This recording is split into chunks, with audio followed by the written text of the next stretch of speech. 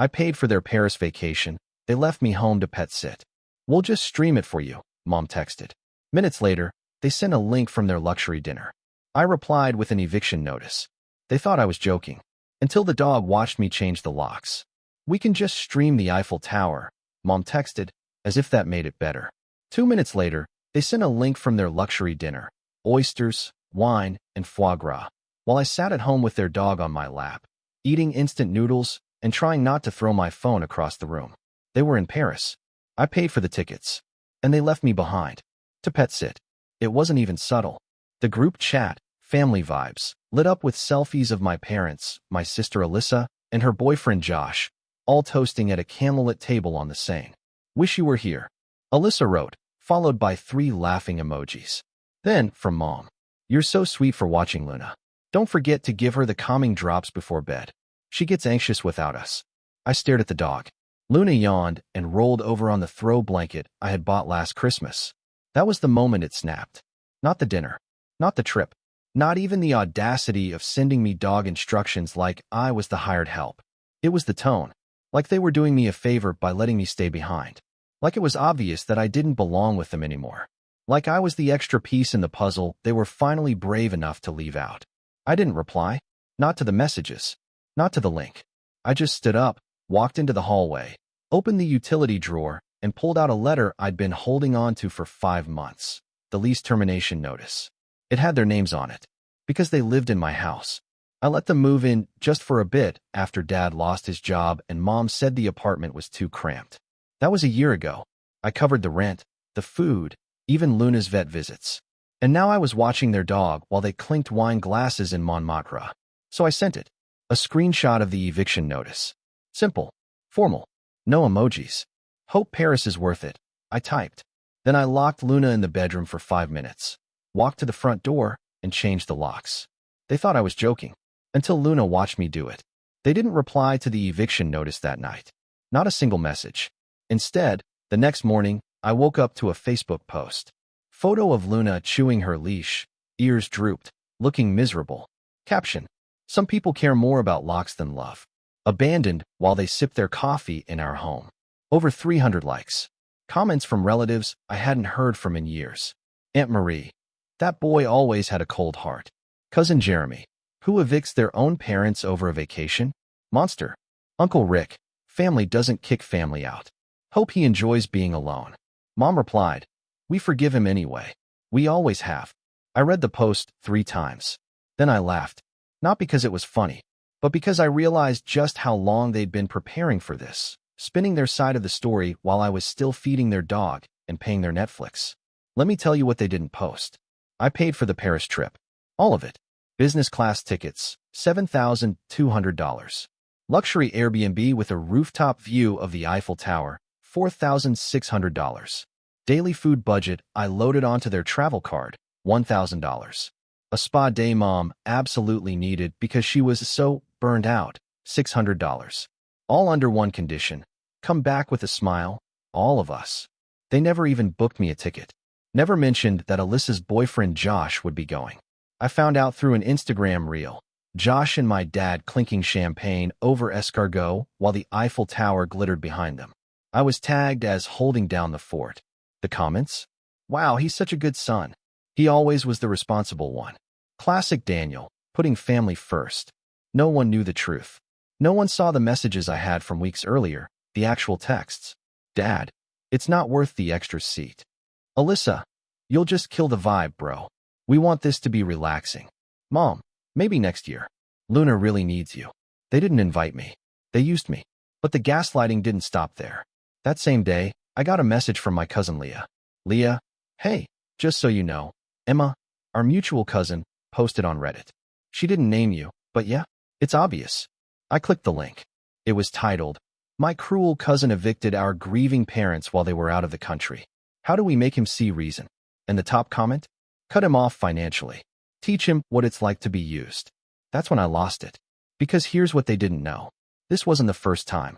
This was the end of a very long line. I paid for Alyssa's grad school.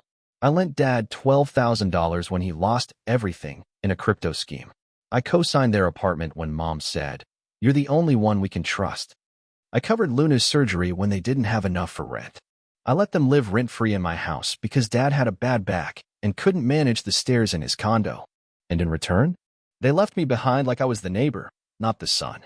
They posted photos like I didn't exist. They turned my kindness into their vacation. And now they were painting me as the villain. So I made a decision. No more words. No more explanations. No more quietly taking the high road. I logged into our shared Dropbox account, one I set up years ago to help Dad with his taxes. It had everything. Photos of their plane tickets paid from my Amex. Screenshots of every Zelle and PayPal transfer. PDF receipts labeled Paris 2023, all in my name. Then I uploaded one more file. /evidence/recording_Alyssa.m4a. It was a voice memo from last week. I hadn't planned to keep it. It was meant to be a casual note. But I never deleted it. In it, Alyssa says, laughing, "He thinks he's coming with us? Oh my God. No way. He's useful, not fun. Just wait till he sees the photos, he'll get over it. He always does." I sent that folder to 5 people. My Aunt Marie, my cousin Leah, Emma, Reddit girl, Josh, and the family lawyer, Mr. Harlan. Then I turned off my phone. That night, I got a knock on my door. It was Josh. He stood there, hair messy, no luggage, holding Luna's leash. "She's yours now," he said. "I'm out." I didn't ask anything. He looked me in the eye and said, "They lied to me, man. Said you didn't want to come. Said you were unstable. I've been living with them for 2 weeks. They're not stable people, emotionally, I mean. They made me pay for dinner in Paris. Then Mom tried to make me call you a narcissist on video for TikTok. I'm done." That was the first crack. The next came the next morning when Mr. Harlan called. "Daniel," he said, "we need to talk about the lease and your legal options." They came back from Paris on a Thursday. Friday morning, I invited them to dinner. I made it sound gentle. "Let's talk. Just the 4 of us, me, Mom, Dad, Alyssa." I picked their favorite place, the little Italian trattoria they always raved about. Private booths, warm lighting, complimentary breadsticks. They didn't suspect a thing. I wore a dark shirt, rolled sleeves, and silence like a weapon. They walked in laughing, sun-kissed, smug, and slightly tipsy. Alyssa had a tote from the Louvre. Dad wore a ridiculous beret. Mom kissed my cheek like she hadn't lit Facebook on fire 3 days ago. They sat down. "So," Mom started, her voice buttersoft, "we saw your little tantrum online." Alyssa giggled. "You always did have a flair for the dramatic." Dad just said, "You really think this changes anything?" That's when I pulled out the envelope. 4 pieces of paper, each one a copy, laid them gently on the table like a poker player laying down a royal flush. It was the lease termination. Signed. Finalized. Legally airtight. I had consulted 2 lawyers. The house they lived in, no longer theirs. 30-day notice clock started last week. I didn't need their approval. I owned the property. Mom blinked. Alyssa scoffed. "You're evicting your own family?" "No," I said calmly. "I'm evicting the tenants who lied, stole, and humiliated me." "Daniel," my father started, trying to sound serious. "This is a family matter. We don't involve outsiders." I smiled. "Cool," I said. "Then maybe you should have thought of that before posting our family matter to 300 strangers online. Or when you used my card for a trip you didn't invite me to. Or when Alyssa laughed about how useful I was on tape." That's when I pulled out my phone. I hit play. "He thinks he's coming with us? Oh my God. No way. He's useful, not fun. Just wait till he sees the photos, he'll get over it. He always does." The booth went dead silent. Alyssa's face drained of color. Mom covered her mouth. Dad clenched his jaw and muttered, "You recorded her?" "She recorded herself," I said. "It was a voice memo. I just happened to receive it. Like this one." I clicked the next file. "We need him to think he matters. At least until the mortgage is paid off." That was Mom's voice. "After Paris, I don't care what he says. I'm done pretending. He's not even fun to be around. He's just a wallet with legs." Alyssa again. "He takes everything so personally, honestly. I bet he'll cry when he sees our photos." Laughter. Dad knocked over his water glass. "Enough," he snapped. "This is your family." "No," I said. "It was." I stood up. That's when the second guest walked in. Josh, Alyssa's now ex-boyfriend. He wore a clean button-down, carried a brown envelope, and looked like he hadn't slept, but was finally ready to speak. Alyssa gasped. "What is he doing here?" "I invited him," I said. Josh didn't sit. He just placed the envelope on the table and slid it toward my dad. Financial affidavit, he said. Documented proof that you used Daniel's identity for a credit application last year. He co-signed nothing. That's fraud. Dad tried to stand, but I raised a hand. Sit. He did. Josh wasn't finished. And inside, he said, turning to Alyssa, are screenshots. You told your friends that Daniel had mental episodes, that he was dangerous. You told me not to leave Luna alone with him. I lived with him for 2 weeks. He fed her, walked her, read her labels. You barely remembered what day it was. Josh exhaled, like he'd just put down a boulder. I don't owe you anything, Alyssa. But Daniel does. He deserves truth. Mom reached for the envelope. I snatched it first. Oh no, I said. You've all read enough lies this week. Let me read you something for once. I unfolded a letter written in Dad's handwriting. Not recent. 3 years old. Back when he borrowed $10,000 from me for a business opportunity. It read, if you ever tell your sister about this loan, I'll deny it happened. And don't think being the good son buys you anything. I respect winners, not servants. I held it out like a trophy. Mom whispered, where did you get that? From the same folder where I found the second mortgage application, I said. You know, the one where you signed my name. That's when the final guest arrived. The manager of the restaurant, clutching a reserved table notice. He smiled at me. Ready for your guests, sir? Right on time, I said. Escort them in, please. 4 people walked in. 2 from my lawyer's office. 1 from the property management company. And 1 old man, tall, silver-haired, familiar. Grandpa, I said. My father's face turned gray. Grandpa didn't sit. He simply looked at my dad and said, your son's twice the man you'll ever be. And from now on, he speaks for the family, not you. They left the restaurant without a word. Dad first. Alyssa, in tears, but without dignity. Mom gave me one last look with that same expression she wore my whole life, a mix of disappointment and hope that I would forgive them again. I didn't forgive.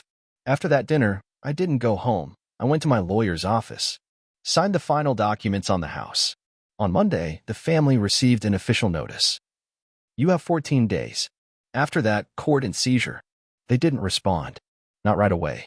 Instead, my mother sent a letter through our old family address, the same kind she used to send me birthday wishes. Now it had only 2 sentences. We didn't know you were capable of this, but it's not too late to fix the situation. I didn't open the second envelope. Just fed it through the shredder. That same week, I shut down all joint accounts. For years, Dad had used my bank profile as a backup option. I filed a fraud claim, provided the email where he admitted, I moved it from yours because mine was frozen again. The bank opened an investigation. His account was frozen. He lost access to his own pension. As for Alyssa, she had a different reckoning waiting. I contacted the education board of her university. Remember how I paid for her master's program, and she said everything was registered? That was a lie. She used my payment not for school, but for permanent eyebrows, a designer bag, and 2 months' rent in an apartment with Josh.